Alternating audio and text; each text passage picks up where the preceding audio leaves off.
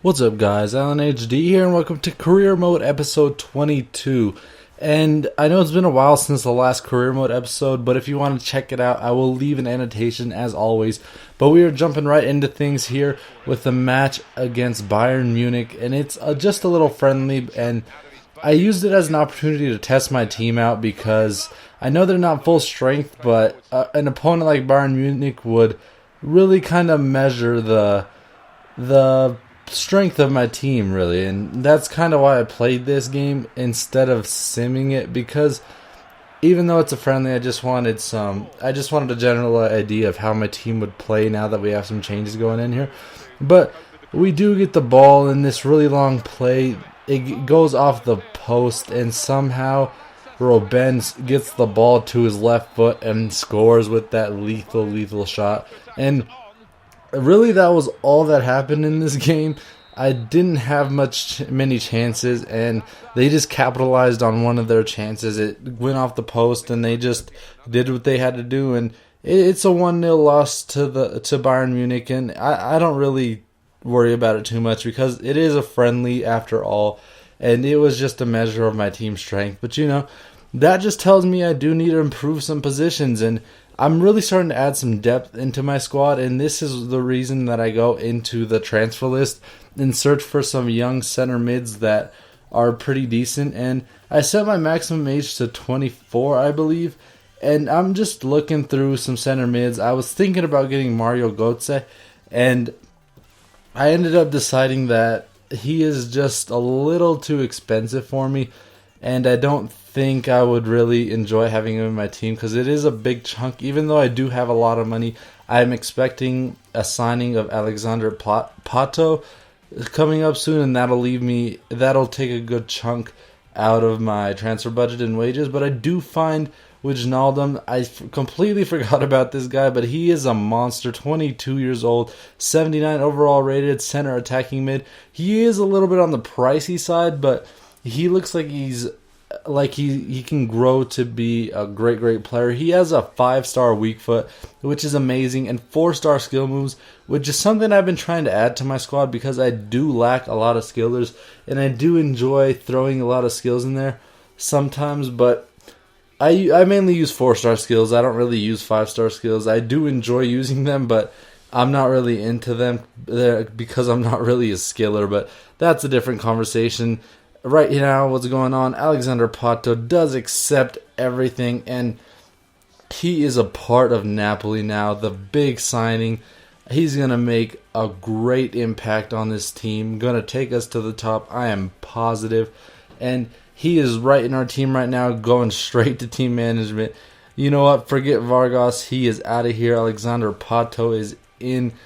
And Vargas goes back on the bench, which is something he's used to. But I got some really nice overall rated strikers. Balotelli 86, Alexander Pato 87.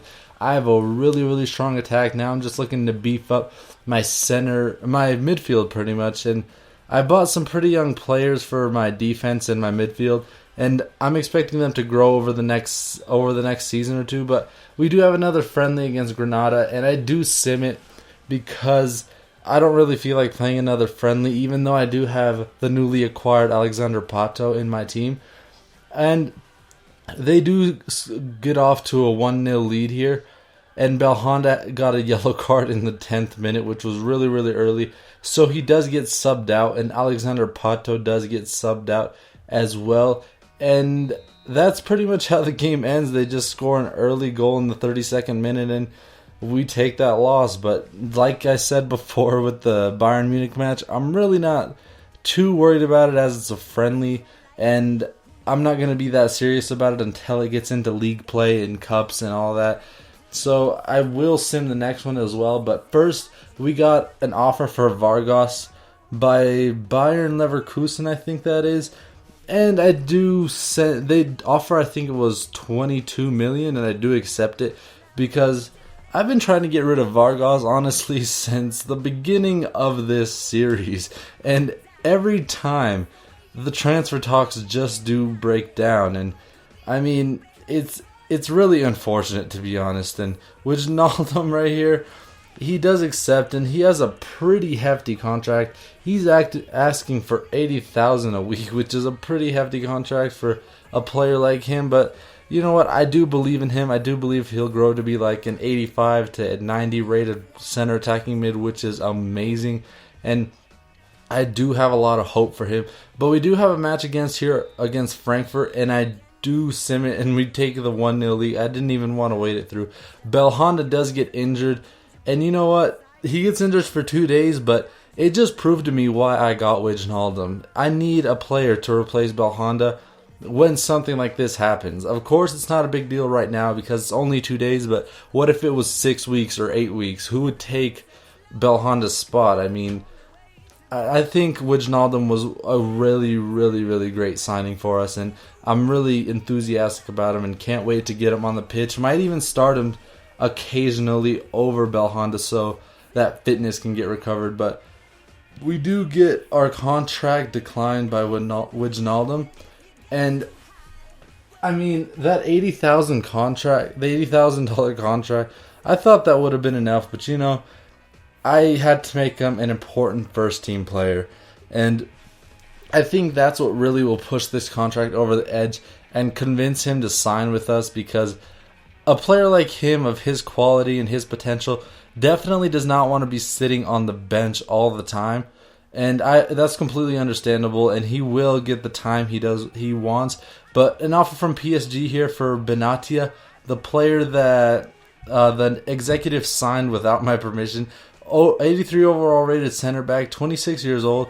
I think we bought him for 6 or 17 million, and I just counted for 24 million. So if they go for that, that's an $8 million profit on a player over a few months, which is a really, really great thing. You do want to get those kinds of deals as much as you can, and it's kind of just like flipping players and just returning them for a profit, and PSG does not go for that. They stay firm with their 19.5 million offer. So I send in a little more cheaper, or a little cheaper contract offer, if that makes sense. Slurring my words a little bit there. 22.5 million.